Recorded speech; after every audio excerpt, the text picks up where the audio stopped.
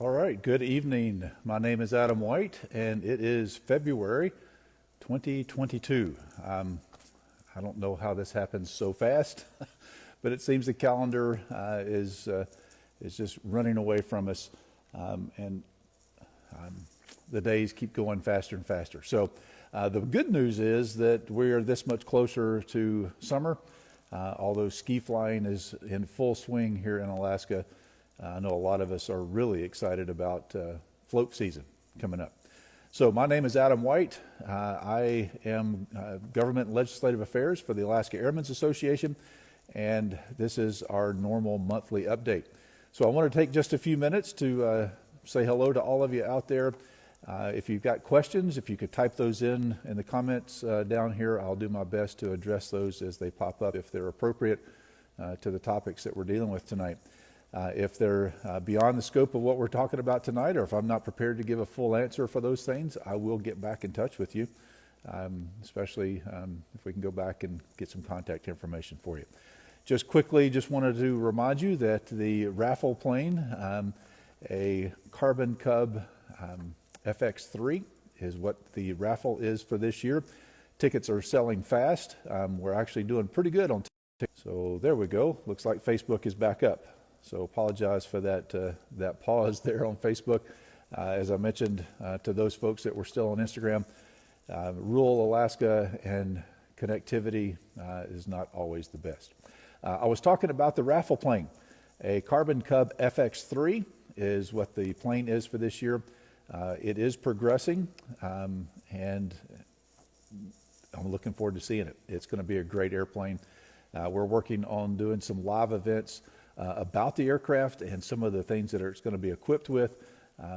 Looking at one of the things I'm trying to get to help find some folks to get online would be with Garmin, and trying to explain and expound on the capabilities of that avionics suite that is going to be in that FX3. So if you're interested, if you'd like to help support the mission of the Alaska Airmen's Association, you can go to our website and find out more about that raffle. Go to alaskaairmen.org, and you can find out more about that raffle, and you can call the office and make sure your tickets are secured. So talk about a few other things here that are important for us. There's been a lot of things happening here in September. Wow, why did I say September? January, and now we're in February. But the winter has been kind of crazy. We talked last month about the wind events that were in the Matanuska-Susitna Valley. We talked a little bit about the proper ways to tie down your aircraft and some lessons learned with that. Supercubs.org did a really good live session there, a webinar about that event and about some lessons learned there. So if you're curious, I would suggest you go to supercubs.org and search around for that content there. One thing that has come up that a lot of people have mentioned over and over again is that ratchet straps are not the preferred method of securing your aircraft. And I've done some digging around, and the FAA has an advisory circular for everything. I have found all kinds of information by doing a search in the advisory circulars.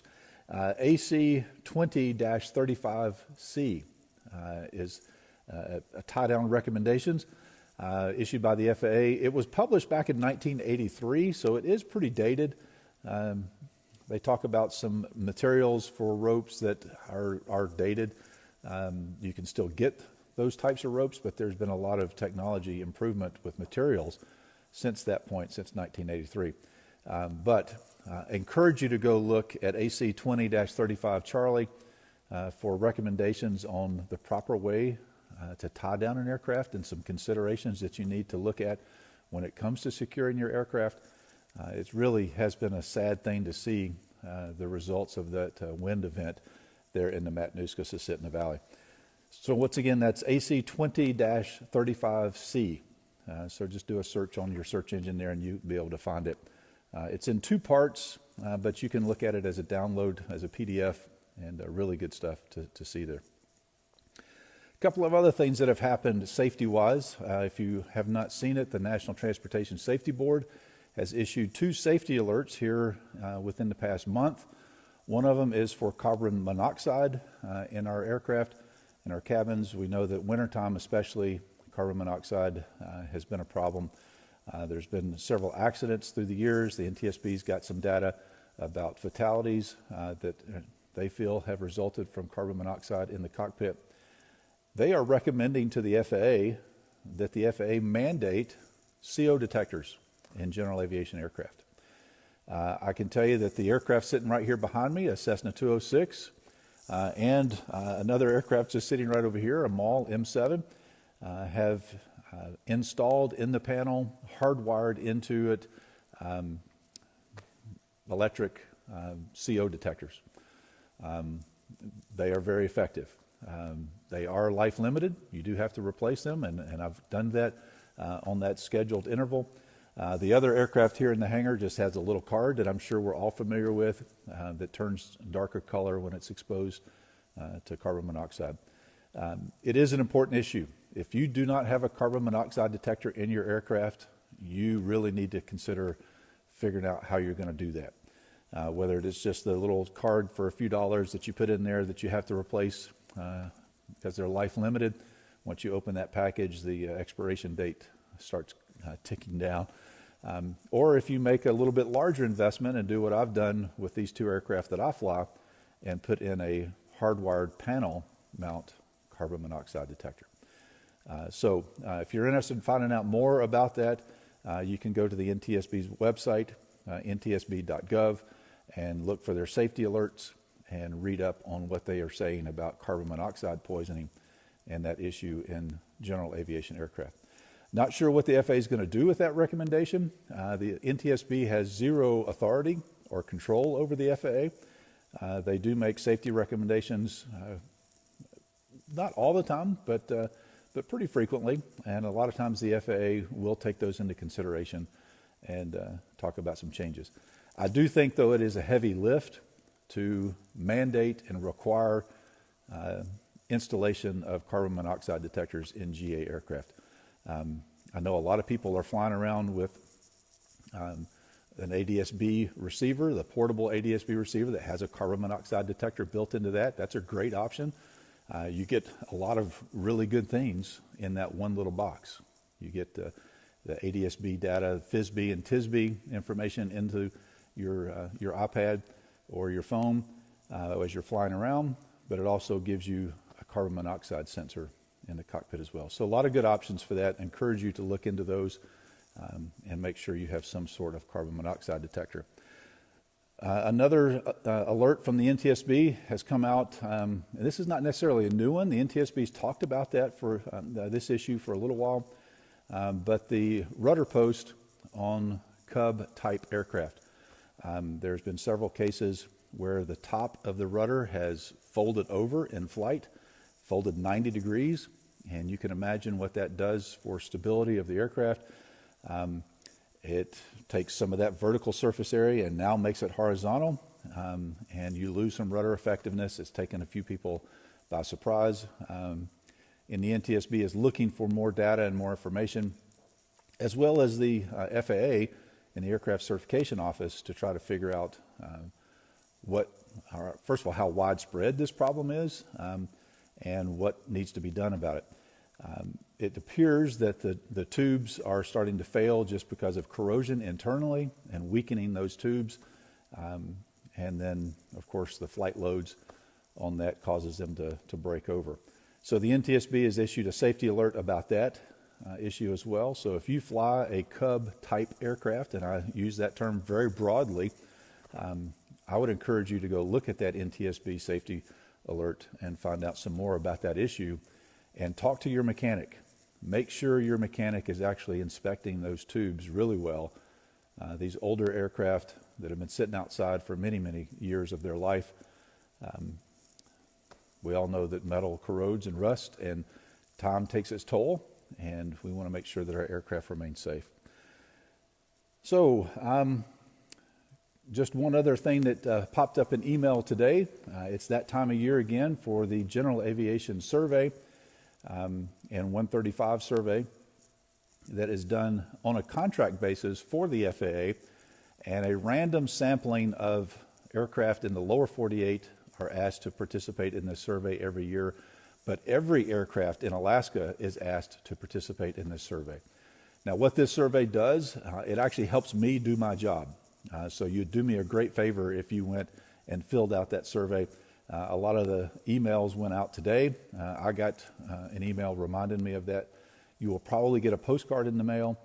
But what that survey does is it tells this contractor who is gathering all this information for the FAA, tells the FAA the size of the fleet, says how many operations or flight hours, the equipage of the fleet, the type of operations that particular aircraft has done in the past 12 months. Now, the reason why that's important, because this helps the FAA determine where to use some of its funding, where to allocate, where is it important that they do certain things. And we all know that you make better decisions when you have better information. So some folks don't like telling the FAA some of this information.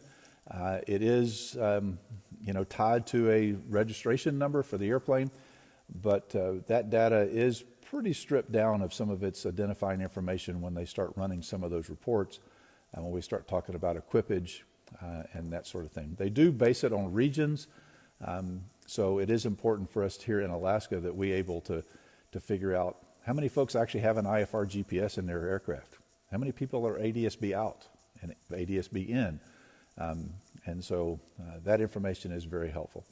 So if you see that email come through, if you see that postcard come through, please don't ignore it. Please fill out that information and let the FAA know the types of operations you do and how much you've been using your aircraft in the past year. We all know that with COVID, folks have not been flying as much, but those trends are starting to come back, and we're getting back closer to normal when it comes to everybody's aviation activities. Speaking of aviation activities, there's a new pilot club on the Kenai Peninsula. Actually, it's entitled the Peninsula Flying Club. I think they're pretty much based out of Soldotna, and they're looking to just be a community of aviators on the Kenai Peninsula, get together for some social events, opportunity for just some camaraderie there, increase your proficiency, increase your skills, and just get to know fellow aviators there on the Kenai Peninsula. So if you're curious, if you want to know more information about that, I would encourage you to go on Facebook and type in Peninsula Flying Club, and you can find that group there on Facebook, and encourage you to be involved with that if you're on the Kenai Peninsula. If you're not on the Kenai Peninsula and you are interested in that type of thing, search around, talk to your buddies, find out what's going on. And if there's not an organization like that or a group like that, I would encourage you to consider starting one. I know that here at my home base in Nenana, we have a loosely grouped of us that get together, very informal. I've got a coffee pot over here in the hangar, which, by the way, if you ever pass through Nenana and I'm here, there's coffee that's always ready for you, so stop by and grab a cup of coffee. Pilot fuel is always important, right? But it's a good thing for us to have a group where we can talk about the issues at our local airport. We can figure out ways to help the airport sponsor, whether it's Alaska DOT or in the case of Soldotna and Kenai, those are municipal airports. And here in Nenana as well, being a municipal airport. So I would encourage you to participate in your local pilot group if there is one. If there is not, please consider what you might be able to do to help start one. One of those groups that is becoming more and more effective is the Birchwood Pilots Association. Birchwood is in the middle of a master plan update with Alaska DOT and a contractor that's been working on that plan. There's been a lot of back and forth as to what the users would like to see at the airport, what the state is willing to talk about doing as possible improvements, and what they think the airport might be used for in the future. And it's very, and I'm going to stress this, very important for you to participate in those master plan processes. And the Birchwood Pilots Association is doing that. If you use the Birchwood Airport, if you are based at Birchwood, if you fly through Birchwood as a transient user, like myself, I am not based there, but I do fly through Birchwood several times a year and land there and I have an opinion of what I would like to see there. Now, it is very much in line with what the Birchwood Pilots Association says that they think they need. And so I would highly encourage you to, again, participate in those local, small, grassroots organizations and be a vocal part of the process. The Alaska Airmen's Association is more of a statewide group. We are very limited on our resources, very limited in our staff, and very limited in our scope. We can't get down to the very nitty-gritty of every single little bitty airport in the state. We'd love to, we just don't have the resources to do that. So we rely on groups like the Birchwood Pilots Association, like the Peninsula Flying Club, like in Fairbanks, the General Aviation Association there at Fairbanks International, and other user groups around the state to help us understand what the issues are, and then we can lend our name and our weight and our reputation to advocating for some of those things. So it's a multi-tiered thing. The Alaska Airmen's Association focuses more on Alaska.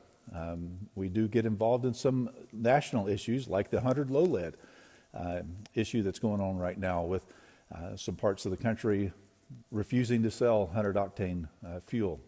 And what does that mean for us? What is that going to look like in the future? 100 low lead is obviously very essential for us here in Alaska. A lot of high compression engines are just not going to be able to fly on some of these unleaded fuels that are being talked about right now. And so the Alaska Airmen's Association is very concerned about that, and we're being very proactive on a national level when it comes to that issue. But then again, there's other national organizations that focus just on national issues and will help with some local smaller issues. So again, this multi-tiered approach to advocacy and making sure that aviation is protected and promoted across the country. So let's see, what else? Speaking of statewide and promoting and protecting aviation, I mentioned a while back that I was recently appointed to the Department of Transportation Aviation Advisory Board. Next week, we are having a meeting in Juneau. Since the legislative session is underway, the Aviation Advisory Board will be meeting in Juneau for a couple of days and going through just a normal meeting, talking about issues, making recommendations to DOT, especially when it comes to funding and a lot of the federal funds that are becoming available now. What would be the best use for those? That's one of the major topics of discussion on the agenda for next week for that Aviation Advisory Board. We're also going to be going around the Capitol, talking with legislators, helping them understand aviation in Alaska, answer some questions, and just help them be better at making sure Alaska is taken care of when it comes to the aviation sector. So that's all the things that I had on my list here, other than just wanted to briefly mention federal funding and all the crazy things happening in Washington, D.C.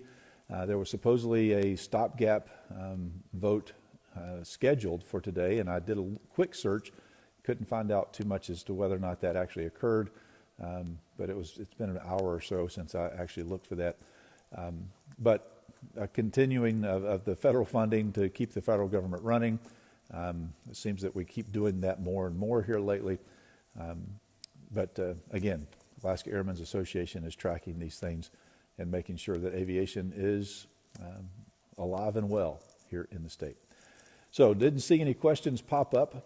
Seen a lot of folks showing up here on the feed. It's good to see some familiar names. Again, thank you for tuning in, and that's just a quick rundown on some of the issues here that the Alaska Airmen's Association is tracking for you. And we will do this again in March. I'm not exactly sure on the date for the March update. I've got some scheduling conflicts on our normal date and time. There's a possibility I might be able to do it, but it would be a remote location from my normal if I were to do that.